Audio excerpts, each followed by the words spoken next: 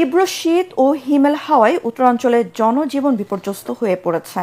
কনকনে ঠান্ডায় অনেকের জন্য শীত নিবারণ কঠিন হয়ে পড়েছে।